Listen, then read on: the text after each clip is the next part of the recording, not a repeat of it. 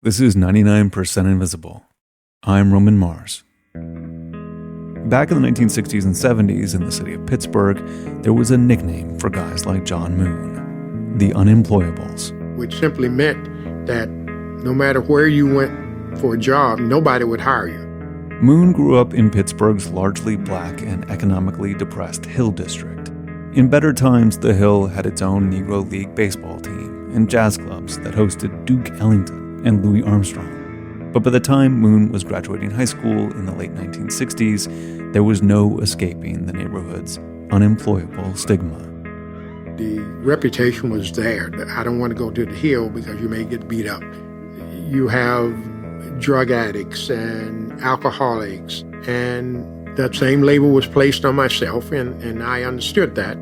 But just because that was your thought doesn't necessarily mean that I had to live up to it.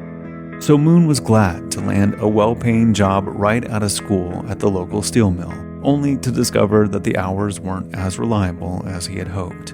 Next, he was an orderly at Pittsburgh's Presbyterian University Hospital, which provided steady employment, but not much else.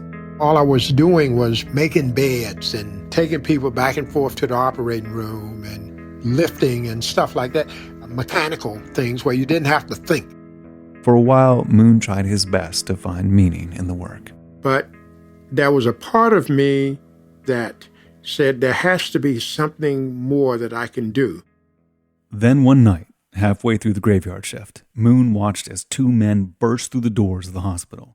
They were working desperately to save a dying patient. And as they rushed by, Moon stood pressed against the wall and wondered, Who are these people? What are they doing? How did they get to be able to do that?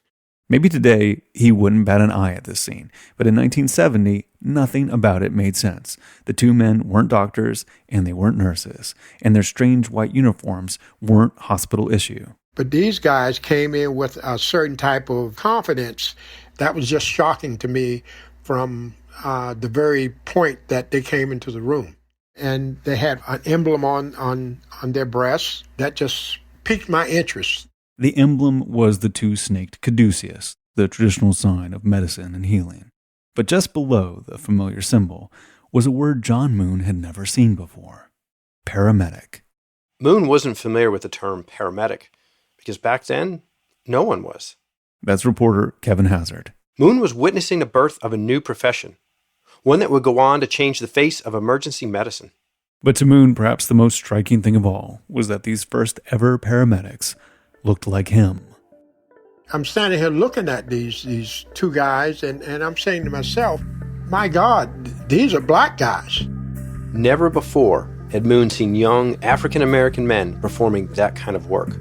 These were two guys that had afros and beards. And the staff on the floor gave them a level of respect that amazed me. And there's something I never really mentioned to anyone is I actually snuck off of the floor and I actually followed them out to the vehicle because I wanted to see what prompted them to show such proudness and boldness. And once I looked at that vehicle pull off, it was almost like, there goes my job. There goes my career. That's what I want to do.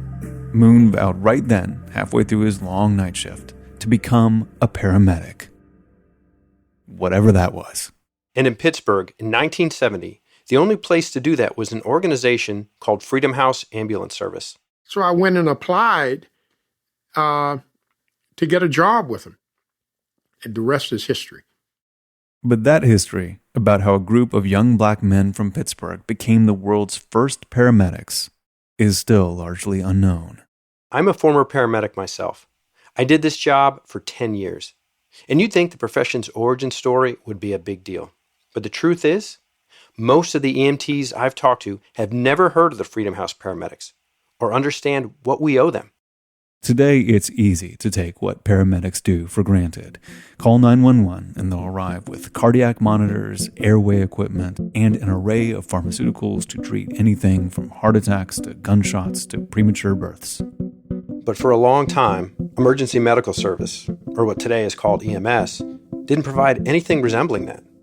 In the early days of what we would view as EMS, it really wasn't the equivalent of what we see today.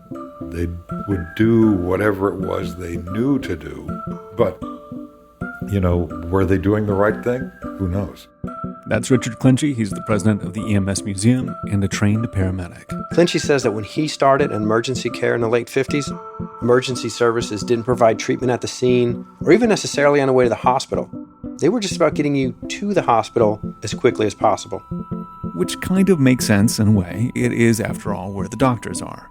But as a result, it often wasn't clear whose responsibility it was to rush to the scene of an accident.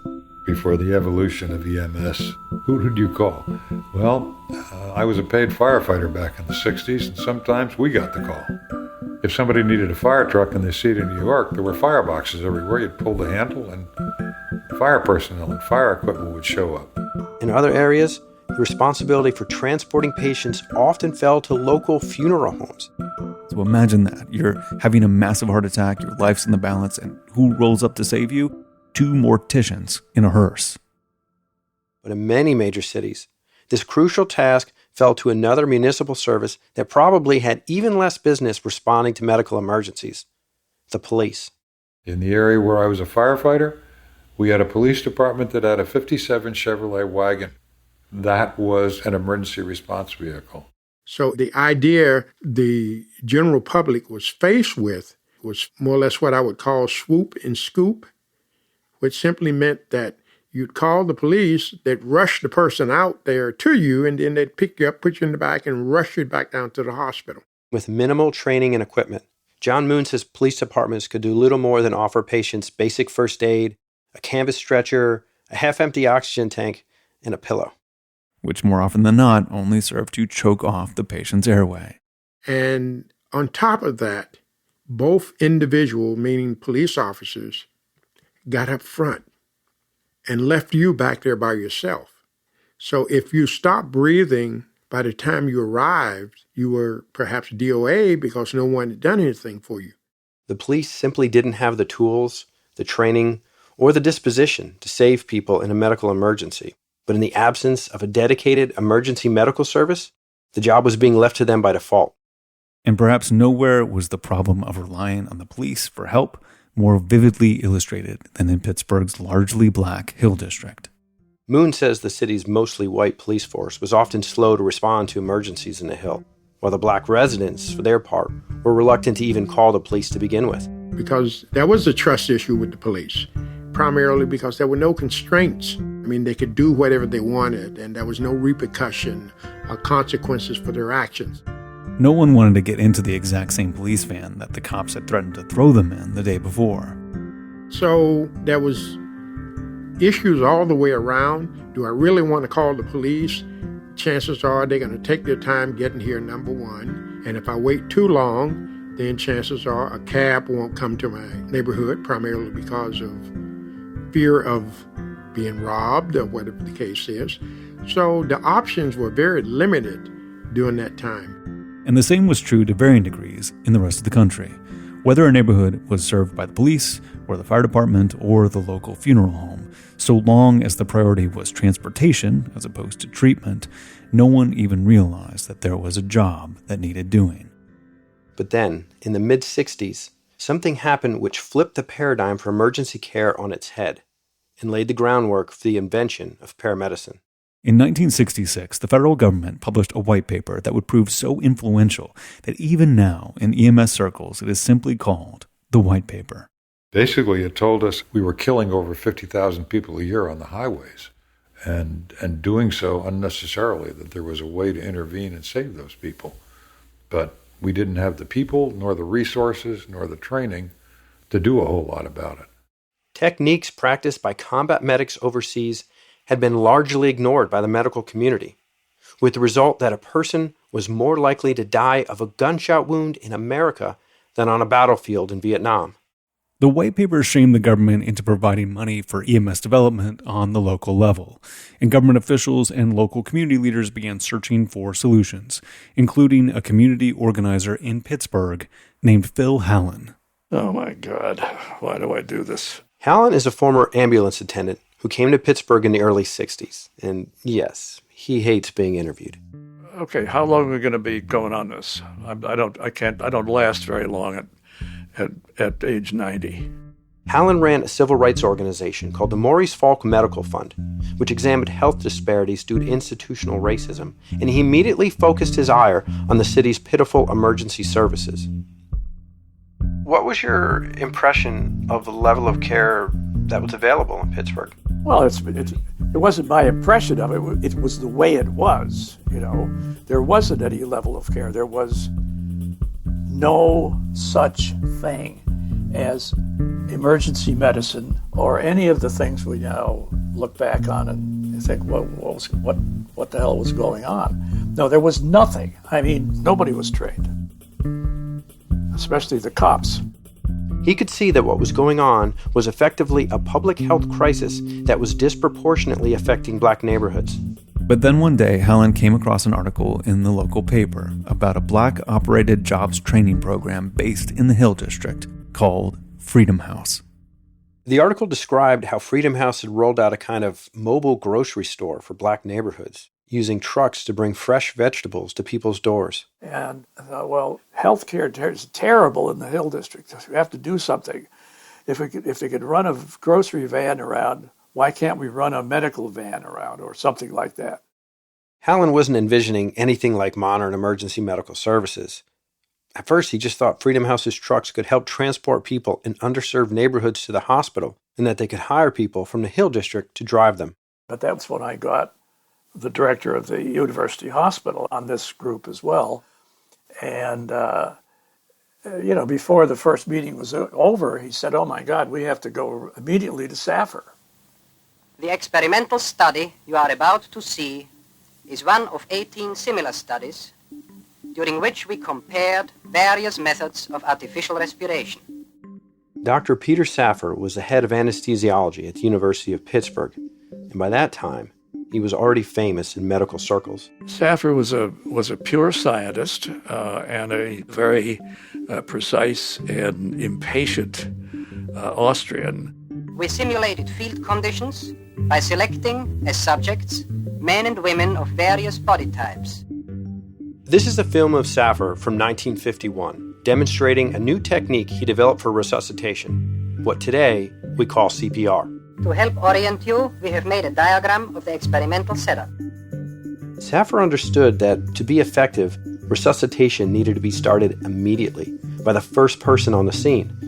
But he faced heavy resistance from the medical community, which felt the general public couldn't be trusted with such specialized knowledge. So Safar performed an experiment. By anesthetizing and curarizing these subjects, we simulated limp asphyxia victims. Safar paralyzed a group of volunteers using a chemical compound from the Amazon, normally used on poison-tipped arrows. Let's just say medical testing has changed a lot. Once the volunteers could no longer breathe on their own, Safar had untrained lay people use CPR to keep those volunteers alive. And when I say untrained lay people, I mean children. This Boy Scout will perform mouth-to-airway breathing. Ultimately, Safar's views would be vindicated, and for his effort, he'd forever be known as the father of CPR. Hallen already knew some of this when he walked into Peter Safar's office in 1966. But nothing could have prepared him for what actually happened. Within seconds of greeting Hallen and the Freedom House team, the wiry and energetic Safar began to unleash a torrent of ideas. Basically, he said, you are just what I'm looking for. I've been trying to figure out how to take rescue breathing and the rest out on the street and to train people how to do that. You got the people. But Safar didn't stop there. He wasn't content to just teach some van drivers CPR. I said, let's go beyond that. Let's train them to be professionals as well. Professionals who could provide high-quality medical care before the person was even taken to the hospital. It was not go to the scene, pick up a patient, transport to a hospital, and then start care. It was emergency treatment right there on the pavement. Instead of repurposed cargo spaces, Saffer argued that ambulances should be mobile intensive care units staffed by professionals trained to use cardiac monitors, administer medication, and anything else that might keep a patient alive. Hallen and the others could barely keep up. Saffer wasn't proposing a simple update to the existing system, but to change the whole culture of pre-hospital care. And he wanted to do it using Freedom House. I think somebody said, well, how big? What are we talking about here? He said, I can remember this, I can instruct 40 people. And, and inside of a half an hour, we realized that there was something going on here which was way beyond anything that we had thought of. Saffer set about designing advanced ambulances in an intense 300-hour course whose graduates would be the world's first comprehensively trained first responders. This wasn't just the birth of a profession, but of a whole new branch of medicine. It would become a vital link in the chain with a subculture all its own. And the world's first fully trained paramedics would be staffed exclusively with young black men from the Hill District of Pittsburgh. And the people that worked there all were labeled unemployable. Freedom House recruited many of its first students right off the street, most of whom were just happy to land a good job, even if they were a little fuzzy on the details. John Moon wasn't part of that first class. He signed up a little later. But even he admits that, as incredible as he thought the opportunity was, he didn't fully understand what he was getting into. On some level, he was just excited to finally be wearing the uniform with the cool emblem that he saw on the first night. I'll put it this way. If someone bought you a $1,000 suit and just gave it to you and said, just walk up and down the street in it, how would you feel? That's the way I felt. I was at the point where, okay, I got this uniform. That's all it takes to help people. And boy, was I wrong. It took a little bit more than that. After they signed up, Moon and the others underwent a battery of psychological evaluations and interviews with medical professionals. They learned anatomy, physiology, CPR, advanced first aid, nursing, and defensive driving. At first under Saffer, but later under Freedom House's first medical director, a 30-year-old white doctor with no previous ambulance experience named Nancy Caroline. And we looked at her with skepticism because you have to remember, she's not black. But once we found out that her heart was with us, there was really nothing she could do wrong. And everywhere she went, she took us with her.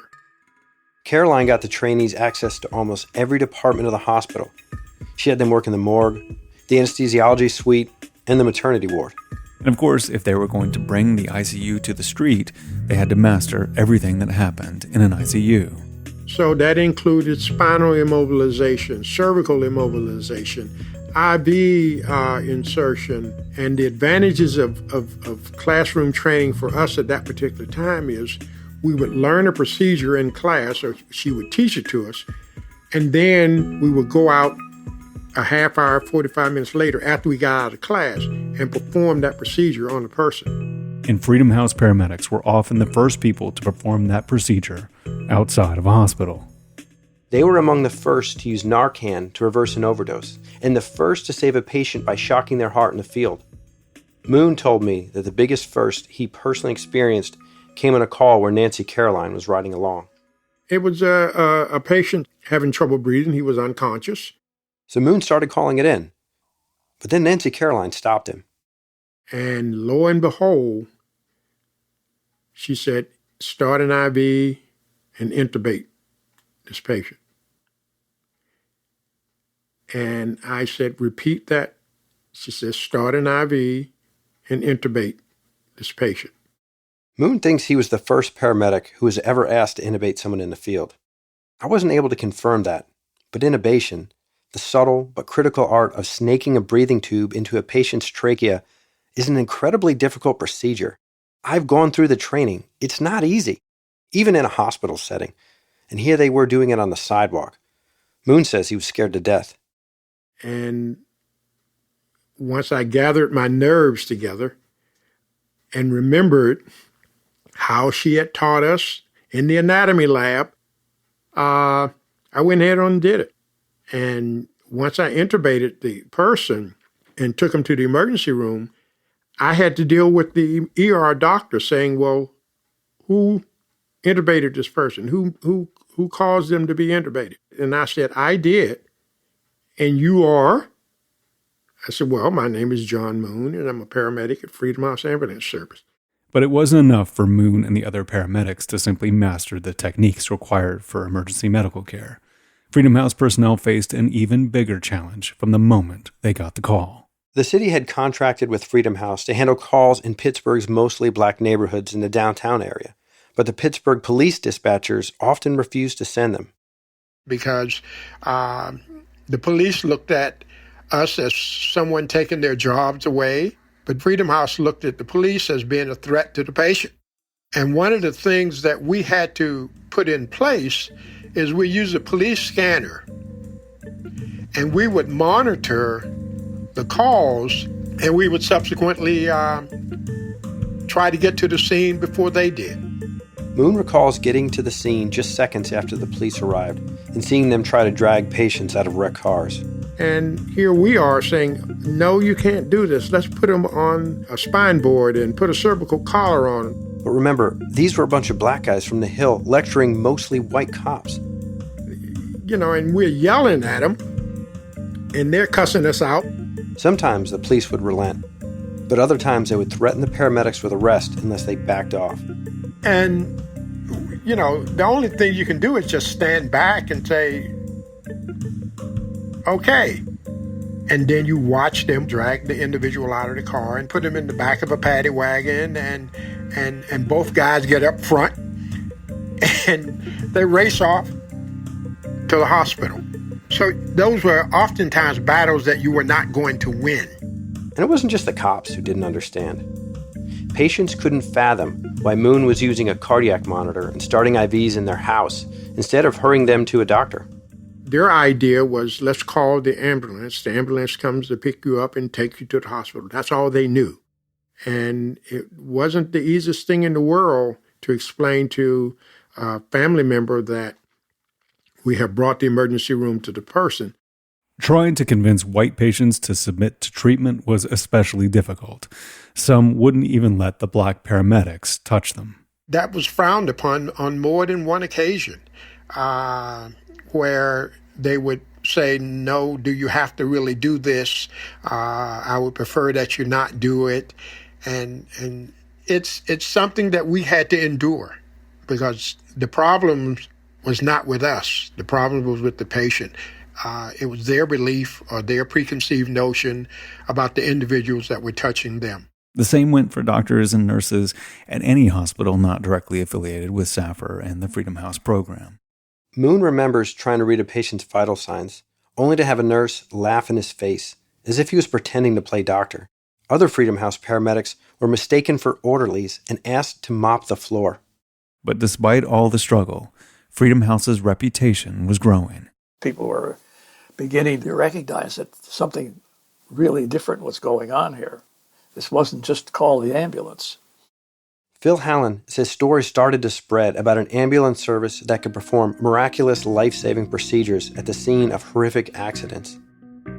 Perhaps the most influential story was about a kid on his bike who was hit head-on by a car. The accident was in Squirrel Hill, one of the city's most affluent neighborhoods, and one that Freedom House had never been allowed to enter. So initially, the dispatcher sent the police, but the cops panicked. The kid was bleeding out in front of them, and they had no idea what to do. And somebody said, get Freedom House up here. And they did a miraculous activity, which nobody had ever seen take place on the street before. You know, people watched it happen. And that was a major turning point. By this time, Freedom House's 5 ambulances were running nearly 6,000 calls a year and providing demonstrably better care. At a city council meeting, Saffer presented data showing that as many as 1,200 people a year had been dying needlessly while in the care of other emergency services. Freedom House paramedics, by contrast, had saved 200 lives in the first year alone. Doctors and medical directors from around the country flocked to Pittsburgh. Freedom House medics were invited to conferences as far away as Germany. Everyone wanted to see what they were doing and learn how they could copy it. And in 1975, the federal government chose Freedom House to field test the first standardized training curriculum for EMS providers, and Nancy Caroline was asked to write the textbook. But Freedom House's growing reputation would ultimately prove to be its greatest liability. The more successes they chalked up, the more certain residents and city officials wanted to see Freedom House gone. And according to John Moon, it was for a simple reason. How dare you have an EMS system or an ambulance service this good serving the Black economically deprived community, or as society says, those people. And we don't have anything like that. And perhaps no one did more to punish Freedom House for this transgression than Pittsburgh's mayor. Elected in 1969, 45-year-old Pete Flaherty was a fiscally conservative Democrat. Tall and broad-shouldered, he went into office already believing programs using taxpayer money should be managed entirely by the city. But ask Phil Hallen, and he'll tell you he believes that the mayor's beef with Freedom House went beyond issues of fiscal or bureaucratic turf. What was his opinion of Freedom House? Well, I didn't like it particularly because it was doing too well and it was black. And you think that's why he felt that way? I think so. Was it your opinion that he was racist? Yes. When Flaherty took office, he slashed Freedom House's operating budget in half. This didn't leave enough money to cover even routine maintenance on the ambulances. Caroline repeatedly wrote frustrated missives to Freedom House's board, complaining about brakes and steering that locked up, doors that fell from the hinges, and seats that toppled over. Once, according to Caroline, an engine caught fire while transporting a patient. Flaherty passed an ordinance that banned ambulances from using their sirens in certain neighborhoods, which significantly slowed their response times. And first I'll say you can't use your siren downtown because people are complaining about it. Unfortunately, people look in the vehicle to see who's driving it, and then they complain. So we're going on the call downtown, and you have to blow your horn to tell the car to get out of the way. And they're looking at you like you're crazy. Rumors were spread that Freedom House paramedics were selling drugs and running dice games from the ambulances, and that thousands of dollars had been stolen from headquarters. And it became a struggle after struggle after struggle, and eventually, it's almost like a patient struggling to breathe. And eventually the heart gets tired, and it stops beating, and the person stops breathing, and that's exactly what happened. In 1975, Flaherty struck a final, devastating blow. He announced that the city would roll out its own brand-new paramedic service. Not only was the new service showered with resources Freedom House had long been denied, its recruits were all white. The city needed Caroline to serve as its medical director, and she used that leverage to make one demand, that the Freedom House crews be hired on. Flaherty relented. Sort of. Because the city was required to bring the employees over, but they were not required to keep them. So they found a way to get rid of them.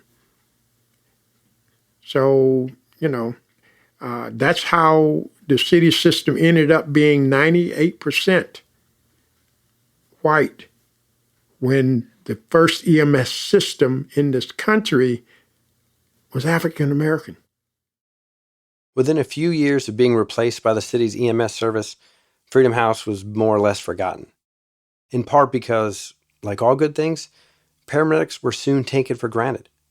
Today, it never occurs to anyone to ask where paramedicine came from. But to Phil Hallen, that's the true measure of Freedom House's legacy. Paramedicine is just there. Do you know anybody that doesn't take this for granted at this point in any American city or even in the American countryside? I mean, nobody would even think of a time when somebody would not survive because that somebody didn't know how to do CPR. It's unthinkable anywhere in the United States. The model of care created at Freedom House ended up being adopted by countless other paramedics programs across the country, very often with the help of Freedom House veterans. Peter Saffer helped to develop a paramedic program in Baltimore. Mitchell Brown, another Freedom House alum, became the EMS commissioner for the city of Cleveland and later its director of public safety. And Nancy Caroline founded the first ever EMS service in Israel. Her textbook, titled Emergency Care in the Streets, ended up setting the standard in EMS instruction for decades. As for Moon, he stayed with Pittsburgh EMS and retired in 2009 as an assistant chief. How does he feel about it all now, when he looks back on the days when a handful of young men from the Hill made history? It is something that I'm extremely proud to have been a part of. And every time I see a EMS unit going down the street, I wonder, do they have any idea that's where it all began? Because it all began there.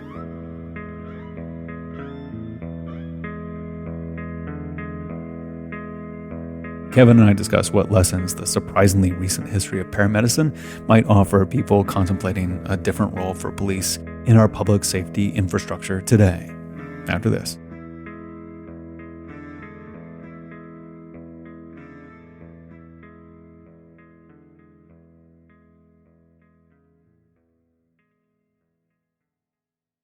Okay, so I'm now talking with Kevin Hazard, who reported that story for us. And you are a paramedic. I think that's interesting to note. How did you get into being a paramedic? Basically, after 9/11, I was working as a reporter. And, a lot of my friends had been in the military, and they had these crazy stories that they would tell. One of them was among the first Marines to enter into Iraq. And he's like cruising along, talking about rockets, being fired from a helicopter so close he could feel the heat off of them. And, I'm sitting in city council meetings and, reporting on like whether or not they should put speed bumps in various suburban streets. And I was just frustrated and bored. And then one night I got sent by my editor to cover a tunnel collapse. They were doing this huge infrastructure project in Atlanta. And, there were 6 guys on a scaffolding that dropped 250 feet into the earth. And we sat outside with the families and waited. And there were a group of paramedics that went down there, a sort of high angle rescue team. And they rappelled down, into the darkness, and we're all waiting. And finally they emerge. And, of course the news is as bad as we anticipated it to be. But there was something in those guys and the way that, they carried themselves and whatever it was that they saw once they disappeared into the darkness of that hole. I just thought, well, like whatever version of the truth that I'm looking for, I think those guys are carrying it somewhere within them. And so I, just signed up for an EMT class completely on a lark. Had no idea if I even could finish it. And, next thing you know, I'm sitting on an ambulance and, on my way to some ridiculous call, It all happened somewhat accidentally. Yeah. I mean, it sounds pretty similar to the story that John Moon says, like of seeing someone being inspired of that as being a vocation and then speaking to you in some way. Did that story have particular resonance with you because of your own experience? Yeah, it did. I mean, if you get to the heart of John's story, really he's a young guy who's looking for a way to prove himself in the world, particularly to a world that has ignored him. And obviously my experience in life is vastly different from John's. But, that to me, I saw this group of people who were doing something that I thought that I could do. It didn't feel like an unattainable goal, but it felt like this incredible opportunity to do the sort of thing that I never anticipated, I'd have the opportunity to do. And, so there was a lot in John's story that always rang true to me. And what part of your career did you learn about this history about the first paramedics being Black men from an underserved neighborhood in Pittsburgh and this whole origin story? No part. I think that's probably the reason that, John sits up at night, filing his teeth in his Pittsburgh home. Nobody knows this. When I went to paramedic school, my instructor was one of the first 6 medics in the state of Georgia. And he was telling us these stories of the early days when he was riding a hearse, coming out of the funeral homes, and they would embalm bodies one night and then transport the next. And, they'd get a call and you sweep the flower petals out of the back of the hearse and you rush off. So when you say sweeping out petals in the hearse, he was one of those people sent by the funeral home to be an EMS person. Is that what you mean? Yeah. In much of Atlanta, the only people who were capable of transporting a body were the funeral homes, right? How many people have something like a hearse? And so he was a funeral home employee. And one night a week, he would embalm bodies. And then the next night, he would be responsible for responding to emergency calls. And this was, before there was any notion of a paramedic. So these guys had, maybe 10 hours of first aid training. And they're sitting down, in the basement of the funeral home. Call comes in. They rush out. Again, they yank out the casket, sweep out the flower petals, slide in some sort of a stretcher, and then race through the streets in a hearse. Which, with these old Cadillac hearses. And he said that if you got going too fast, the brakes would soften up and you couldn't stop. So they're screaming, this hearse with a purple light on its roof, screaming through the city of Atlanta with no brakes, flower petals trailing out of the back window. Oh my goodness. That sounds like a totally different world. It's amazing that that's within our lifetimes. That's just amazing. It's not that long ago at all. Yeah. Yeah. And so hearing these stories of the early days when, they carried a credit card machine with them, and before they dropped a patient off the hospital, they'd slide it in front of them and say, cash, check, or charge. This really sort of Wild West era in which nobody really knew what they were doing. But that was all I knew about it, was that it started out in a very, slipshod sort of way and then slowly became serious. It wasn't until after my book came out that somebody said to me, hey, there's another story, another EMS story, if you're ever looking for one. And it was set in Pittsburgh. And so I started Googling it, and the only thing I could find were a handful of, local press accounts, of these young men and women who had done this thing in the late 60s and early 70s. And I started digging into it, and all of a sudden, just the reality of what it was that had happened that nobody knew. I know a paramedic from Pittsburgh who has no idea that this was the start of it all.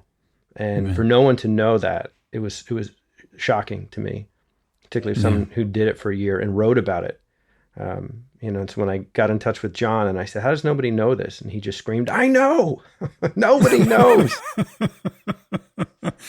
Oh, I'm so glad that we get to tell the story, because it's amazing to me. And it's particularly resonant today, in particular the role of police in both the story that you told and what's happening right now. There's this history there that we presented that is, the police were the kind of default person to be called in this type of emergency, even though they had, no skills or inclination to do the job that was required. And we're looking at what policing means today. And what does it mean that a person potentially armed like a soldier is brought to a situation where someone had a stroke, for example, and maybe that isn't the right thing to do. And we had this discussion, like people had this discussion, in the late 60s and 70s too. So when you think about the story you told in your experience, and you think about what the discussions are happening today, how do you take in the moment and reconcile it with this history that we told in this story? Yeah, what's crazy about that is when I began researching this story, I was coming across quotes that really got to the heart of a conversation we're just now having today. And these are things that I was reading in the fall and spring of 2018 and 2019. The early medics who were out there saying, hey, if you want this police truck to show up at your house, you have to understand that last night that was a truck that showed up to arrest your neighbor, and tomorrow night might be the truck to show up to arrest you. And if you really think people are going to be comfortable calling that guy to arrive tonight, then you don't think you understand the situation we're living in. Yeah. And there was a lot of pushback from the city of Pittsburgh, Allegheny County about changing this system, because it was the system that had always been, and people thought, well, it works. And somebody was able to come along and prove that, no, this isn't working, and these guys aren't suited for this task. No, but I think what is valuable about these lessons of history, it's so recent that paramedics were invented. It's so surprisingly recent that it should free your mind to think of the possibilities of what infrastructure of public safety could be today if we didn't all want it to rest on the police and wanted to try something different. I would agree. I understand the resistance to it. I understand the fear that people feel. When you say something like defund the police, it sounds like a really radical term. But if you can sit down and realize how often the police are called out because there's a psych patient who hasn't taken his medicine and his 76-year-old parents aren't certain what to do with him, and this police officer shows up, and not saying to a hammer, everything looks like a nail. Well, unfortunately, the police really kind of, they're limited in terms of what they can do. And one of the things I learned very quickly in doing that job was that the police can't lose a fight. They're, by the nature of their profession, their back is against the wall. And once they arrive, they have to keep pushing forward. And oftentimes that led to a situation that didn't need to happen. What could have been a situation that we had de-escalated wound up escalating because the person that arrived was someone who, had essentially, if they didn't get cooperation, they only had one avenue that they could venture down. It's amazing to me to think, when John Moon saw the paramedics for the first time, he'd never heard the word paramedic, and it was completely novel to most people. And I'm thinking today about how we're thinking about the police and maybe how to sort of, defund them or divest them of some of these activities which they're not suited towards.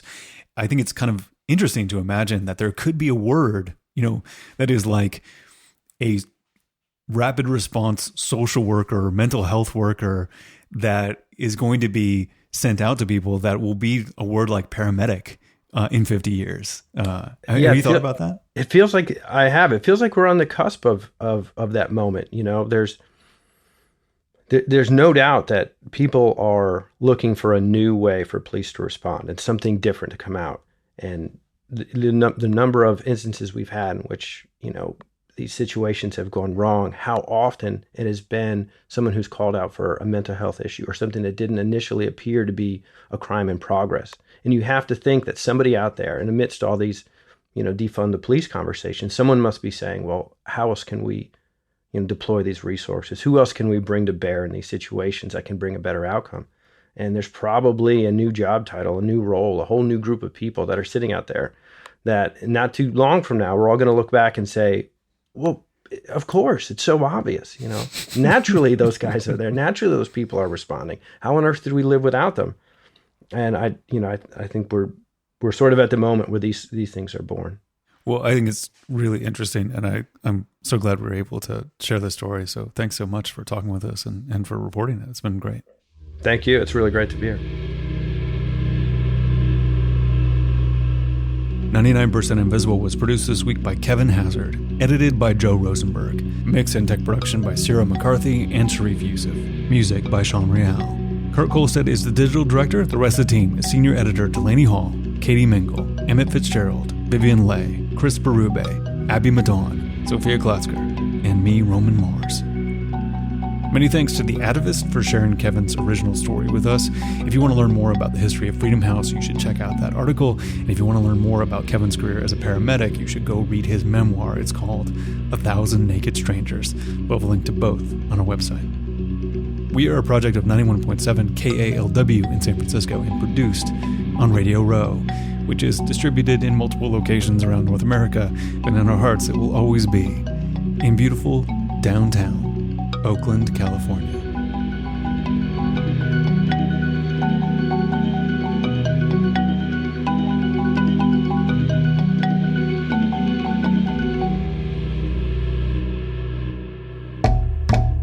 We are a proud member of Radiotopia from PRX, a fiercely independent collective of the most innovative, listener-supported, 100% artist-owned podcasts in the world. Find us and support us all at radiotopia.fm, just like these fine people did: Emilio Martinez, Ashley Travers, Bill Worthen, Allison Myers, Elizabeth Camaro, and John and Jen, who just got married. Congratulations, and thanks, everybody, for your support. You can tweet at me at Roman Mars and the show at 99pi.org. We're on Instagram and Reddit too. But our true home on the internet is 99pi.org.